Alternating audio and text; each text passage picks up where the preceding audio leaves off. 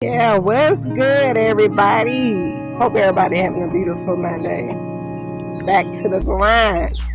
Now, I'm gonna get my take on the three-point shootout over the weekend in the NBA All-Star game.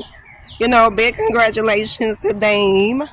That's my guy. I like Dame. Dame is probably, I would say Dame is one of my top five, best point guards in the league. Due to Damian being injured all season, okay? And now they're saying he might not come back for the rest of the season. I just felt like they shouldn't have him in a three-point competition. Really the All-Star weekend is supposed to be for players who actually performed at a high level. Should be in an All-Star weekend.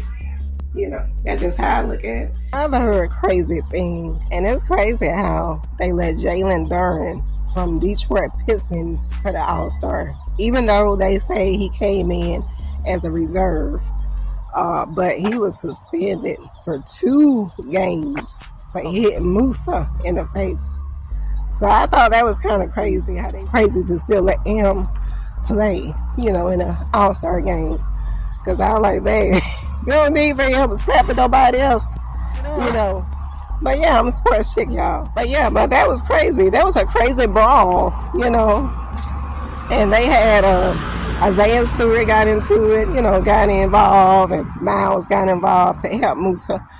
But you will be thinking as NBA, organization that, they wouldn't allow him to go ahead and play for the All-Star reserve. But anyway, I guess it's all about views. They trying to get the best candidates to play.